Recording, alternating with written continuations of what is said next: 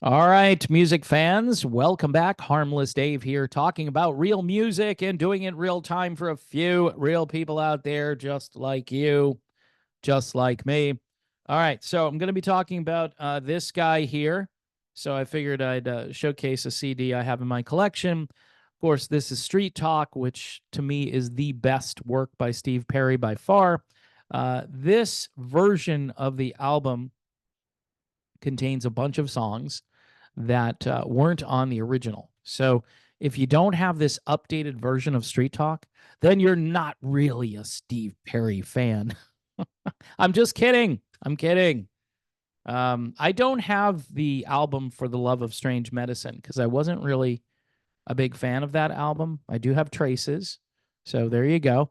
And I have a number of Journey albums in my collection. Of course, you can stream or download anything you want to these days, but I wanted to own a physical copy of this.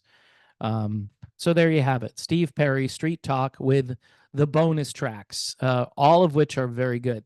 Now, Steve Perry is in the news because he may be putting the kibosh on a possible Journey documentary, which, unlike the VH1 docs, unlike some of the other stuff, which is just focused on a portion of the band's history, I believe this documentary, which has been proposed by Neal Schon, and I know from having a little interaction with Neal that he's wanted to do this for quite some time. He's wanted to tell the story. Now, here's where I think this gets interesting. If Steve signs off on this, I guarantee you he will want to be involved. He will say, you know what? Yeah, I'll approve this on one condition, that I'm heavily involved in this so I can tell my side of things the way I want them portrayed. Whereas the other guys, I think, will tell a story that might be different from what Steve wants to tell. So this might not work out, folks. Neal is putting it out there, telling fans, hey, what do you guys think?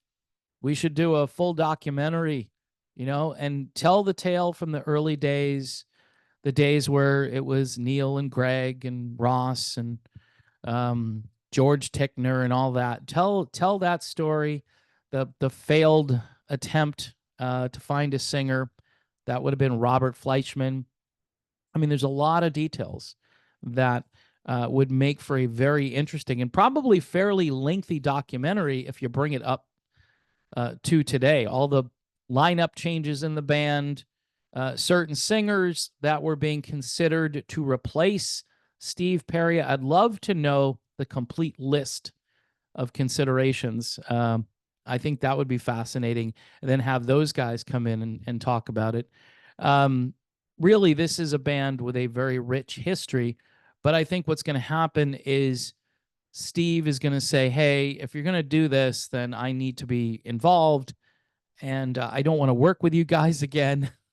So unless Steve does his own documentary, which wouldn't be really as good, we'd want to hear everybody's perspective. And I don't think Steve Perry really is fond of Jonathan Cain these days. It doesn't seem like those two guys have made amends.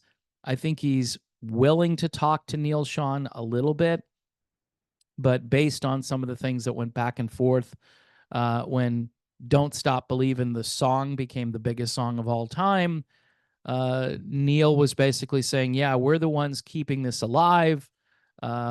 Thanks for what you did, Steve, but we're out here touring and keeping Journey in the headlines, and you're at home, you're not out doing anything. And Steve, a few weeks ago, hinted again that he wanted to go out on tour. Now, if I were guessing, I would say Perry has material that he's probably going to come out with, and then he'll propose some kind of a tour. And it won't be a big, long, extensive tour. It will probably be just a few select dates, which is, again, just a hunch. I don't know if it's actually going to happen, but why would you say, hey, this time I'm serious? Because he said it in the VH1 documentary, how he wanted to tour. He said it when Traces came out. He said, yeah, I definitely want to go out there on tour. And none of it has happened. He made some very short appearances with the Eels, what, like 10 years ago now? It's been a long time since that happened. And so there's not been a Steve Perry tour. And that's the point. The documentary, which I think fans would love, I think based on the fact that Don't Stop Believin' is such a big deal, this would be in movie theaters. This would be probably one of the biggest rock movies of all time, in my humble opinion. Even people who weren't there at the beginning of Journey, or they didn't, grab onto the train as it was rolling down the tracks, say in the early 80s, like I did.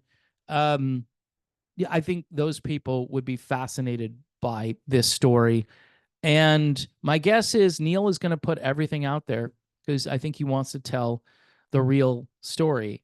And I think he's going to tell a story that may portray Steve Perry in a negative light, or in a negative light in Steve's opinion, because we're going to see a guy who walks away from the band on two separate occasions, a guy who may have been a little difficult to work with. At one point, he said he didn't really feel like he was part of the band.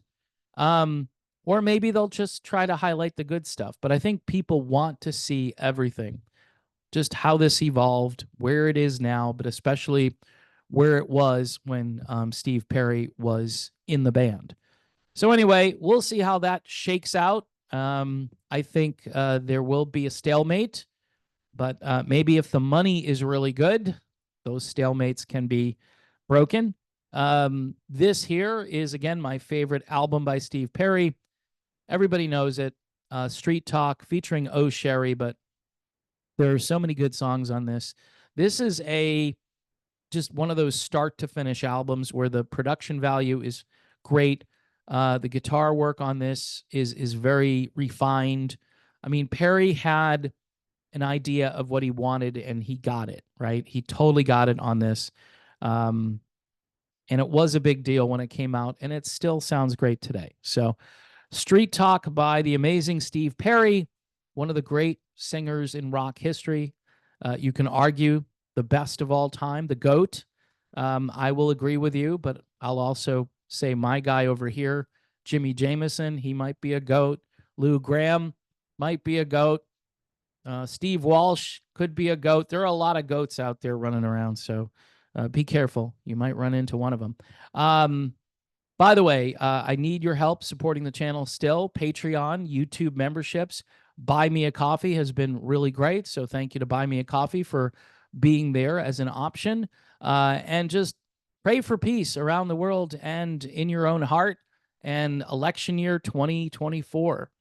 It's crazy here in the USA. And it's only going to get more nuts as we get closer to November. God bless. Talk to you soon.